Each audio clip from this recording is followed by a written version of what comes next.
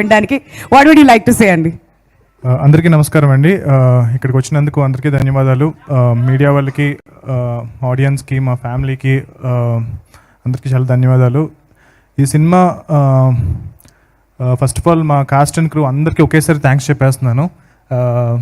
In డీటెయిల్గా తర్వాత చెప్తాను. బట్ మేజర్గా సినిమా గురించి చెప్పాలి.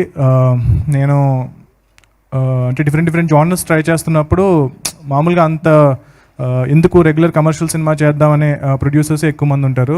అలాంటి టైంలో నాకు నిరంజన్ గారు కలిసి నీ ఇష్టం వచ్చిన సినిమా చేయి ప్రశాంత్ అన్నారు.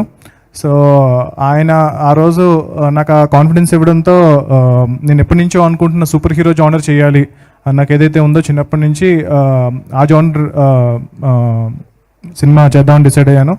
సో అందరికన్నా ఇష్టమైన హనుమంతుడు మనందరికీ తెలిసిన దేవుడు, అట్ ద సేమ్ టైం ఆయన సూపర్ హీరో. సో ఆయన ఉన్న డిఫరెంట్ శక్తులే మనం డిఫరెంట్ యూనివర్సెస్లో చూస్తూ వచ్చాము.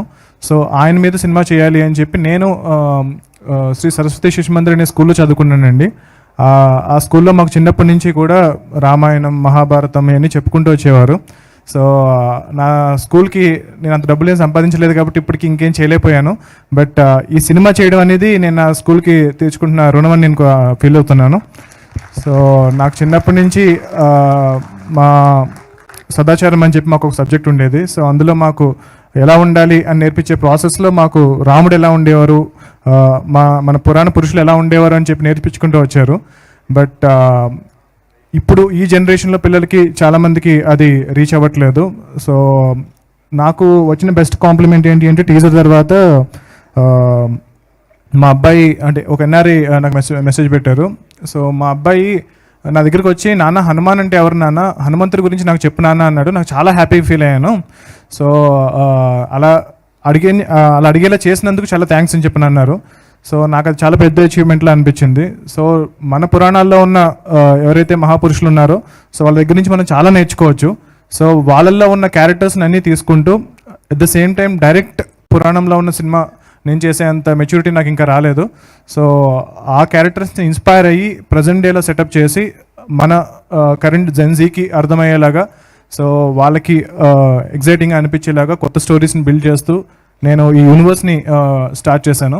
సో మనం హనుమాన్తో స్టార్ట్ చేసిన యూనివర్స్ నెక్స్ట్ అధీరా అండ్ ఇంకొక మెనీ అదర్ సూపర్ హీరోస్ మేము బిల్డ్ చేసాము ఈ టైంలో. సో ఇవన్నీ ఇవన్నీ ముందుకు వెళ్ళాలి అంటే కనుక ఈ సినిమా సక్సెస్ అవ్వడం అనేది చాలా ఇంపార్టెంట్. సో మేము చాలా చిన్న సినిమాగా స్టార్ట్ చేసాము. నేను చాలా తక్కువలో సినిమా చేస్తానని చెప్పి మా ప్రొడ్యూసర్కి ప్రామిస్ చేశాను. సో దాని తర్వాత ఎప్పుడైతే మేము సినిమా అనౌన్స్ చేసామో ఇమీడియట్గా మాకు వచ్చిన రెస్పాన్స్ ఇంకొకరు కొలాబరేట్ అయ్యారు. సో సినిమా నిరంజన్ గారు సరే ఇంకొంచెం పెద్దగా చేద్దాం ప్రశాంత్ అన్నారు.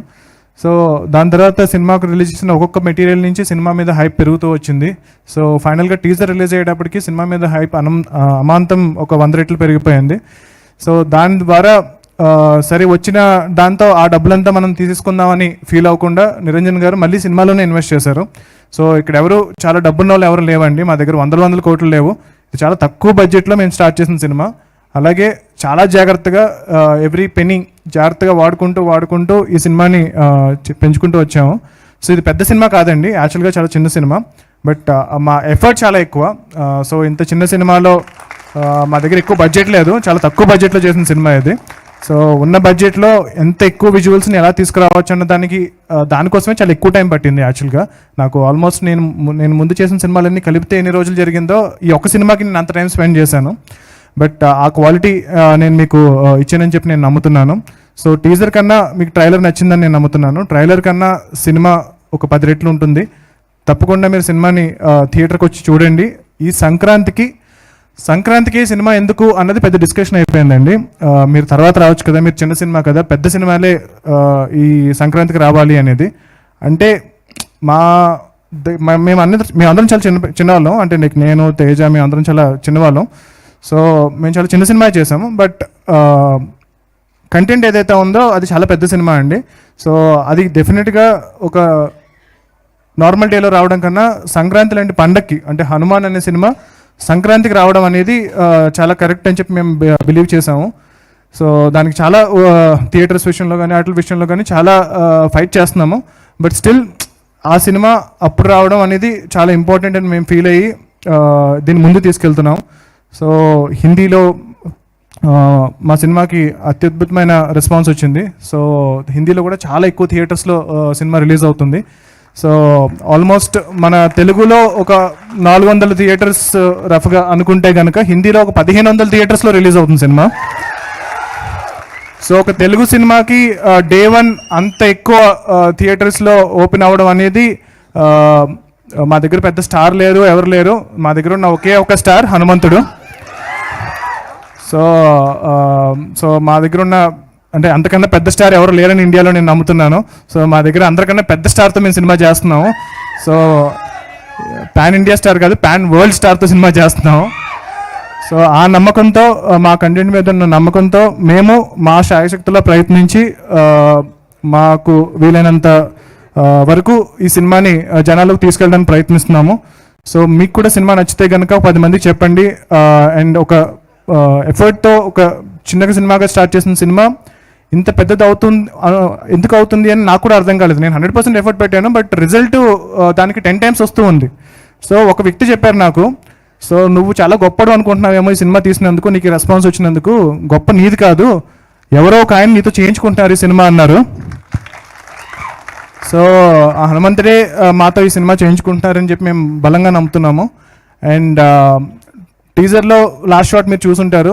సో ఒక శివలింగం లాంటి ఒక ఐస్ క్యూబ్లో హనుమంతుడు రామ్ అంటూ ఏదైతే షాట్ ఉందో, సో ట్రైలర్లో మీరు దాని ఎక్స్టెన్షన్ చూశారు. సో సో సినిమాలో ఏముండబోతుంది అన్నది సస్పెన్స్. సో దయచేసి మీరు సినిమాకి థియేటర్కి రండి సంక్రాంతికి. సో సినిమా అనేది ఒక ఫ్యాంటసీ ఫిల్మ్, చిన్నపిల్లల నుంచి పెద్దవాళ్ళ వరకు, ముసలాళ్ళ వరకు అందరికీ నచ్చే సినిమా ఇది. సో లార్జర్ ఆడియన్స్ సినిమా అంటారు కదా. సో ఐ థింక్ ఈ పండక్కి మాది అన్నిటికన్నా పెద్ద లార్జర్ ఆడియన్స్ సినిమా. సో అందరూ వచ్చి సినిమాని ఎంజాయ్ చేయొచ్చు. సో అండ్ మెయిన్గా ఇంత ఎఫర్ట్ పెట్టినందుకు ఈ సినిమాని మీరు ఖచ్చితంగా చూసి గెలిపిస్తారని, మా ఫైట్ని విన్ చేస్తారని చెప్పి మేము నమ్ముతున్నాము. మా ప్రొడ్యూసర్ గారికి ఈ సినిమాతో ఆయన బేసిక్లీ ఆయన లైఫ్ సేవింగ్స్ అన్నీ పెట్టేసి ఈ సినిమా చేశారు. సో లాస్ట్ ఉన్న షెడ్యూల్ వరకు కూడా పాపం లాస్ట్ మొన్న కూడా ఇంకొద్ది కొంచెం చేయాలనిపిస్తుంది సార్ అంటే విఎఫ్ఎక్స్ సంబంధించి ఆయన మళ్ళీ హీ హాజ్ ఇన్వెస్టెడ్. సో ఆయనకి ఈ సినిమా మంచి విజయం సాధించి అలాంటి ప్యాషనేట్ ప్రొడ్యూసర్స్కి సినిమా సక్సెస్ అయితే కనుక నాలాంటి వాళ్ళు ఎంతోమంది ఇలాంటి సినిమాలు తీసుకురావస్తారు. నేను పర్టికులర్గా మేము కొలాబరేట్ అయ్యి ఇంకొన్ని మన ఇప్పుడు హనుమంతుడి గురించి చెప్తున్నాము, గొప్పతనం చెప్తున్నాము. అలాగే నెక్స్ట్ ఫిల్మ్స్లో కూడా ఇంకా మన పురాణ పురుషుల గొప్పతనం చెప్తూ ఒక ఎగ్జైటింగ్ యాక్షన్ అడ్వెంచర్ ఫిల్మ్స్ చేయబోతున్నాము. సో మీరు మమ్మల్ని ఎంకరేజ్ చేస్తారని చెప్పి బలంగా నమ్ముతున్నాను. థ్యాంక్ యూ మీడియా, మీరందరూ కూడా ఈ సినిమాని చాలా బాగా ఫస్ట్ నుంచి కూడా సపోర్ట్ చేసుకుంటూ వచ్చారు. ఐ థింక్ నేను చాలా లక్కీ అని ఫీల్ అవుతున్నాను. మా టీం అందరూ ఇప్పటి వరకు ఎక్కడా కూడా not even 1 single negative comment రాలేదు మా సినిమా మీద. సో ఎక్కడ ఏ విధంగా ఏ ప్లేస్లో కూడా ఒక నెగిటివ్ అనేది లేదు. సో చాలా పాజిటివ్గా వెళ్తున్నాము, సిన్సియర్గా వెళ్తున్నాము. సో ఈ హానెస్ట్ అటెంప్ట్ని డెఫినెట్గా ఆడియన్స్ అర్థం చేసుకుని మమ్మల్ని ఎంకరేజ్ చేస్తారని చెప్పి నేను కోరుకుంటున్నాను. జై హనుమాన్. ఈ